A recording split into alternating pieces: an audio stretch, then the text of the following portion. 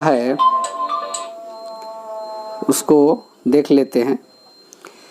आनुवंशिकता और पर्यावरण की भूमिका में निम्नलिखित में से कौन सा कथन सही है? विकास के कुछ पहलू आनुवंशिकता और कुछ अन्य पर्यावरण से अधिक प्रभावित होते हैं। दूसरा ऑप्शन जो है, सीखने और प्रदर्शन करने की एक बच्चे की क्षमता जीनों द्वारा पूरी तरह निर्धारित की जाती है।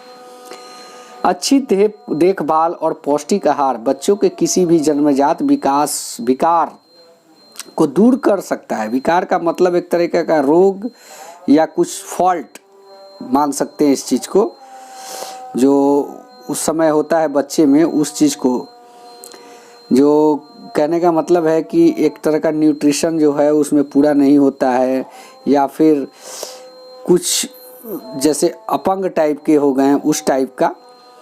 चौथा ऑप्शन जो है, पर्यावरण केवल बच्चे की भाषा विकास में महत्वपूर्ण भूमिका निभाती है।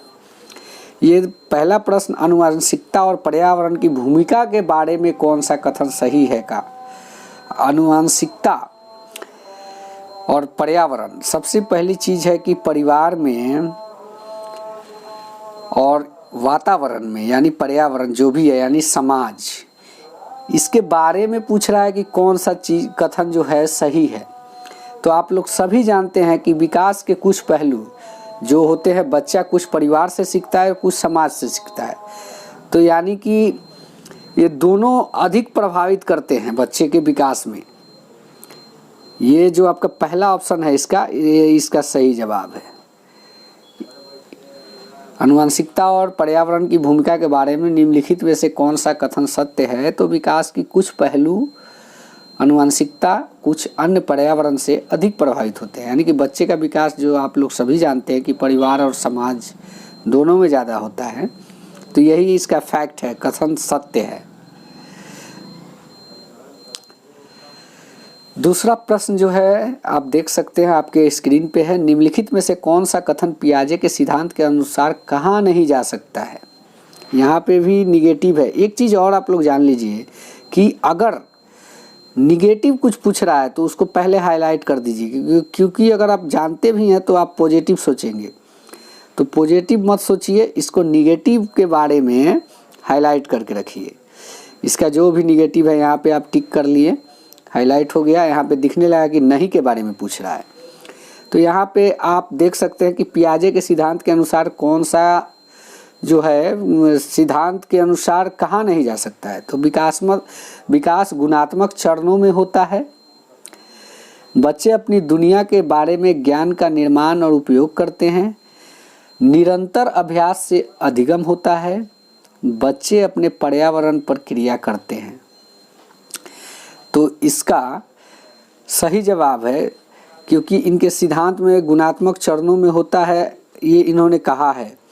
स्वयं ज्ञान और के निर्माता हैं, ये भी बात इन्होंने कहा है। बच्चे अपने पर्यावरण पर क्रिया करते हैं, ये भी बात उन्होंने कहा है। अगर कुछ नहीं कहा है तो निरंतर अभ्यास से अधिगम होता है, इसके बारे में उन्होंने नहीं कहा है। तो कुल मिला के 3 नंबर जो है वो सही जवाब है। चलिए प्रश्न संख्या 3 देखते हैं। निम्नलिखित में से कौन सी पूर्व संक्रियात्मक विचार की एक सीमा नहीं है? यहाँ पे आप देख सकते हैं कि ये भी एक पियाजे का ही क्वेश्चन है। तो 3 नंबर प्रश्न जो इंडिकेट कर रहा है आपका, यहाँ भी निगेटिव है। यहाँ भी इसको हम लोग हाईलाइट कर लेंगे, आप देख सकते हैं। इसको हाईलाइट करने से हमको एक बेनिफिट होगा कि पकड़ने में आसानी होगी। तो निम्नलिखित में से कौन सी पूर्व संक्रियात्मक विचार की एक सीमा नहीं है? तो इसका जो सीमा नहीं है, ध्यान केंद्रित करने की प्रवृत्ति जो है, ये आप कह सकते हैं कि ये एक सीमा है। और अहंमन्यता, ये जो है ये भी आपका एक सीमा है। अनुत्क्रमणीयता, ये भी एक सीमा है। प्रतीकात्मक विचार का विकास जो है पूर्व संक्रियात्मक विचार की एक सीमा नहीं है। यहाँ पे जो नहीं है कि प्रश्न जो है यही आपको थोड़ा घुमाते हैं सीटेट की परीक्षा में। तो ध्यान केंद्रित करने की प्रवृत्ति बच्चों में पाई जाती है। और दूसरी चीज़ जो है प्रतीकात्मक विचार का विकास जो है उसमें नहीं पाई जाती है। जैसे कुछ चीज़ जो है, जैसे कोई प्रतिबिंब है उसको देख के वो अपना विचार नहीं कर सकता है, उसका विकास उस बच्चे में नहीं होता है, वो आगे चल के होता है, यानी कि 12-13 साल के बाद होता है। नेक्स्ट प्रश्न जो है, इन सारी चीज़ों पर सब्जेक्टिव कुछ पढ़ाने के बाद ही आप लोग को ज़्यादा समझ में आएगा। तो मैं कोशिश करूँगा कि सब्जेक्टिव रिस्पांस अच्छा रहा तो सब्जेक्टिव बताऊँगा ऑन द बोर्ड, तब ज़्यादा समझ में आएंगे। डैश के अलावा निम्नलिखित कारणों से खेल युवा बच्चों के विकास में एक महत्वपूर्ण भूमिका निभाता है। पहला ऑप्शन है वे शरीर पर निपुणता प्राप्त करते हैं। दूसरा ऑप्शन है यह उनकी इंद्रियों को उत्तेजित करता है।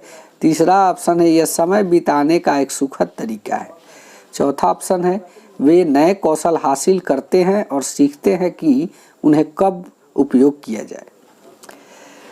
तो यहाँ पे आप देख सकते हैं डैश के अलावा, यहाँ भी आपको थोड़ा घुमा हुआ प्रश्न, यानी देखिए सीटेट करता क्या है, प्रश्न को थोड़ा लंबा कर देता है। इसके वजह से लोग उस चीज़ को समझ नहीं पाते हैं। तो यहाँ पे एक बार प्रश्न को देख लेना पड़ता है। हालांकि टाइम की कमी होती है, लेकिन जब आप सेट को प्रैक्टिस करेंगे तो आपका टाइमिंग मेंटेन हो जाता है। तो यहाँ पे पूछा गया कि डैश के अलावा निम्नलिखित कारणों से खेल युवा बच्चों के विकास में कुछ एक महत्वपूर्ण भूमिका निभाता है। तो क्या चीज़ के अलावे, यानी कि एक ऐसा चीज़ है जो नहीं है युवा बच्चों के विकास के लिए महत्वपूर्ण। यहाँ पे इस चीज़ को समझना होगा। जब समझने की आदत पड़ जाएगी तो आप तेज़ी से समझने लगेंगे। तो यहाँ पे वे अपने शरीर पर निपुणता प्राप्त करते हैं। ये तो महत्वपूर्ण भूमिका निभाता है। खेल निपुणता प्राप्त करने के लिए महत्वपूर्ण भूमिका निभाता है। यह उनकी इंद्रियों को उत्तेजित करता है, ये भी भूमिका निभाता है। यह समय बिताने का एक सुखद तरीका है। वे नए कौशल हासिल करते हैं और सीखते हैं उन्हें कब उपयोग किया जाए। तो ये तो भूमिका निभाता है, क्योंकि अगर फुटबॉल के मैदान में आप देखेंगे तो युवा खेल के मैदान में करता क्या है, बॉल को कैरी करता है, गोल पोस्ट तक ले जाता है, अब कब मारना है, ये चीज़ उपयोग कब करना है, यानी कि ये काम तो करता है। यानी खेल में ये चीज़ डेवलप उसका होता है।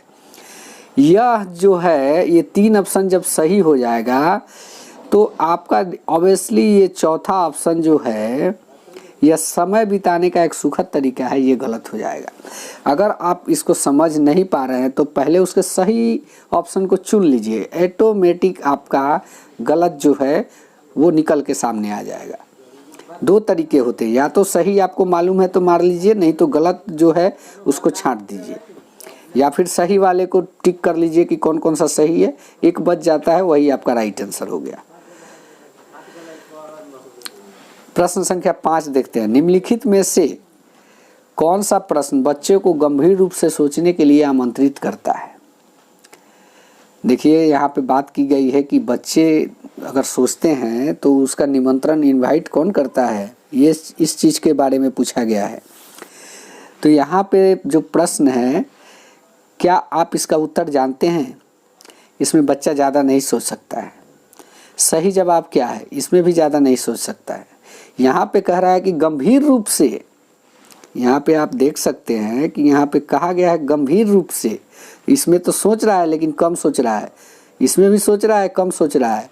क्या आप इसी तरह की स्थिति के बारे में सोच सकते हैं? ये जो है इसमें भी कम सोच रहा है। यानी कि 4 नंबर ऑप्शन जो है, विभिन्न तरीकों से हम इसे कैसे हल करेंगे। अगर एक सवाल है तो उसको बताया गया कि इसको 2-4 तरीकों से कैसे बनाएंगे, तो उसमें वो ज़्यादा सोचेगा। यानी कि 5 का 4 नंबर ऑप्शन जो है इसका सही जवाब है, बिल्कुल राइट आंसर है 5 का 4। चलिए नेक्स्ट प्रश्न की ओर चलते हैं। निम्नलिखित में से कौन सा विकल्प प्रगतिशील शिक्षा का सबसे अच्छा वर्णन है? चलिए, प्रगतिशील शिक्षा किनके द्वारा है, कौन है इसके प्रतिपादक, ये तो आप लोग को मालूम होना चाहिए। इसके प्रतिपादक जो हैं जॉन डीवी महोदय हैं, ये आप लोग मान लीजिए। ये सही भी है, मानना क्या है, यही सही है। तो प्रगतिशील शिक्षा का सबसे अच्छा वर्णन कौन करता है इस ऑप्शन में? तो 6 नंबर प्रश्न जो है, करके सीखना, परियोजना विधि, सहयोग से सीखना, थीमेटिक इकाइयाँ, नियमित इकाइयाँ, परीक्षण रैंकिंग, ये हायर क्लास में होता है। ये दो जो है, ये आपका पेपर जो है, सबसे पहले ये ध्यान देना है आप लोग को, 1 to 5 का पेपर कर रहे हैं, यानी कि बच्चा का उम्र कितना है? बच्चे का उम्र आप समझ लीजिए कि 10 साल के भीतर का ही है, 10 साल तक का है, इतना समझ लीजिए। तो ये जो है थीमेटिक इकाइयाँ, नियमित इकाइयाँ, परीक्षण रैंकिंग, ये बच्चा 1 to 5 में नहीं करता। तो ये जॉन डीवी के विकल्प के अनुसार ये सही नहीं है। व्यक्तिगत अधिगम, क्षमता समूह और छात्रों की लेबलिंग, ये भी आपके ऑप्शन के अनुसार सही नहीं है। परियोजना विधि, क्षमता समूह और रैंकिंग, ये भी सही नहीं है, क्योंकि इसमें भी रैंकिंग और क्षमता समूह घुस गया है। तो आपका जो 6 का पहला ऑप्शन बचता है, ये ही आपका सही आंसर होगा। चलिए नेक्स्ट प्रश्न की ओर चलते हैं। प्रगतिशील शिक्षा के बारे में निम्नलिखित में से कौन सा कथन बताता है कि शिक्षा स्वयं ही जीवन है? यहाँ पे जॉन डीवी के प्रगतिशील शिक्षा से 2-3 क्वेश्चन है, यहाँ पे आप देख सकते हैं। जब आप पढ़ने लगोगे तो आपको बिल्कुल साफ साफ दिखने लगेगा कि ये जो है कहाँ से लिया गया है और कौन इसके प्रतिपादक है, बिल्कुल दिखने लगेगा आप लोग को। तो चलिए 7 नंबर प्रश्न के बारे में जानते हैं। प्रगतिशील शिक्षा के बारे में निम्नलिखित में से कौन सा कथन बताता है शिक्षा स्वयं ही जीवन है? स्कूल शिक्षा को यथासंभव लंबे समय तक जारी रखना चाहिए। स्कूलों की आवश्यकता नहीं है, बच्चे अपने जीवन के अनुभवों से सीख सकते हैं। स्कूलों में शिक्षा सामाजिक और प्राकृतिक दुनिया को प्रतिबिंबित करते हैं। जीवन सच्चा शिक्षक है। यहाँ पे 7 का जो सही आंसर होगा, मैं आप लोग को बता दूं कि शिक्षा स्वयं में जीवन है, ये कौन सा कथन बताता है? तो पहला ऑप्शन जो है ये आपका गलत है। दूसरा ऑप्शन जो है आवश्यकता नहीं है, नहीं वाला जो होगा वो बिल्कुल ही गलत होगा। और तीसरा ऑप्शन जो है जीवन सच्चा शिक्षक है, ये भी गलत है, ये मान लीजिए। सॉरी, इसको इधर लाने में दिक्कत हो रही है, ये गलत है। इसलिए जो बच जाता है आपका 3 नंबर ऑप्शन, ये आपका सही जवाब है। यहाँ पे स्कूलों में शिक्षा सामाजिक और प्राकृतिक दुनिया को प्रतिबिंबित करते हैं, ये आपका सही जवाब है 7 का। चलिए नेक्स्ट प्रश्न की ओर चलते हैं। यहाँ पे आप नेक्स्ट प्रश्न देख सकते हैं 8। कोहलबर्ग के सिद्धांत के योगदान के रूप में निम्नलिखित में से किसे माना जा सकता है? कोहलबर्ग का सिद्धांत आप लोग को मालूम होना चाहिए, आगे मैं बताऊंगा भी। उनके सिद्धांत ने संज्ञानात्मक परिपक्वता और नैतिक परिपक्वता के बीच एक सहयोग का समर्थन किया है। दूसरा ऑप्शन है इस सिद्धांत में विस्तृत परीक्षण प्रक्रियाएं हैं। यह नैतिक तर्क और कार्रवाई के बीच एक स्पष्ट संबंध स्थापित करता है। उनका विश्वास है कि बच्चे नैतिक दार्शनिक है।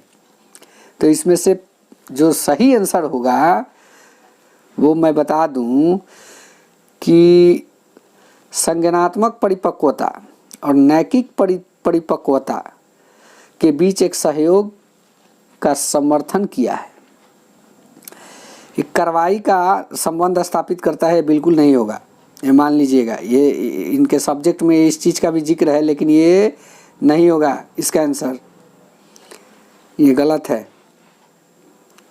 चलिए 9 नंबर प्रश्न की ओर चलते हैं।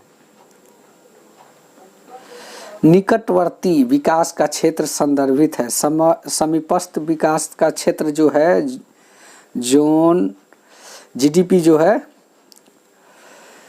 कैसे है वो वाइगोस्की का है। ये निकटवर्ती विकास का क्षेत्र जो है संदर्भित करता है उस चरणों को जो अधिकतम विकास संभव है।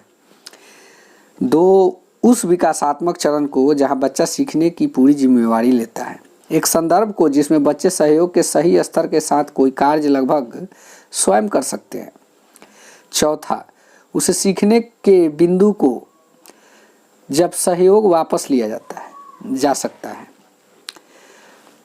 तो यहाँ पे जो आपका राइट आंसर होगा 9 का, यहाँ पे सहयोग की भावना के बारे में बताई गई है। उस चरणों को अधिकतम विकास संभव है नहीं, ये गलत आंसर। उस विकासात्मक चरण को जब बच्चा सीखने की पूरी जिम्मेवारी लेता है, नहीं, ये भी गलत है। इनका राइट आंसर एक संदर्भ को बच्चे सहयोग के सही स्तर के साथ कोई कार्य लगभग स्वयं कर सकते हैं, यानी कि सहयोग से समीपस्थ विकास का क्षेत्र जो है, यहाँ पे निकटवर्ती विकास लिखा हुआ है, ये वायगोस्टकी का है। एक पैराग्राफ ये है आपके बुक में, आपको पढ़ने को मिलेगा। तो इसमें क्या है कि बच्चा अगर कुछ कर रहा है तो उसको थोड़ा सहयोग से वो स्वयं उस कार्य को कर सकता है, उसी को हम कहते हैं समीपस्थ या निकटवर्ती विकास का क्षेत्र।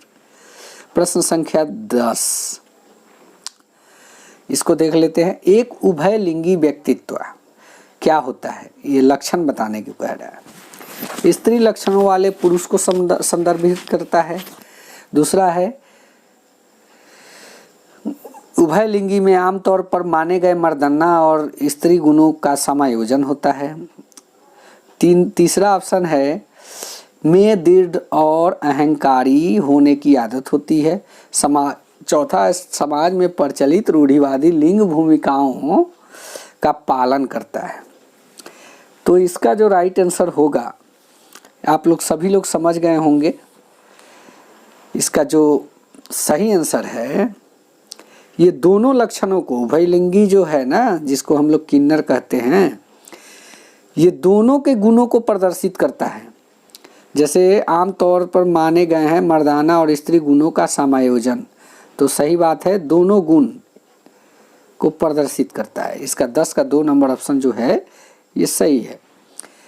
तो दोस्तों, आपका ज़्यादा समय ना लेते हुए मैं कोशिश करा कि इस चीज़ को कराया जाए, और हालांकि प्रश्न अच्छे थे, सीटेट के हिसाब से थे, क्योंकि 2018 के सीटेट दिसंबर में आया हुआ प्रश्न है। आशा करता हूं कि आप लोग को समझ में भी आया होगा। अगर आप लोग को अच्छा लगा हो तो प्लीज़ नीचे वीडियो के कमेंट ज़रूर करें, ताकि मुझे और एनर्जी से आपके प्रिपरेशन के लिए काम करने का एक जुनून जो है सवार हो सके। तो दोस्तों, आज के लिए इतना ही। ओके, थैंक यू, धन्यवाद।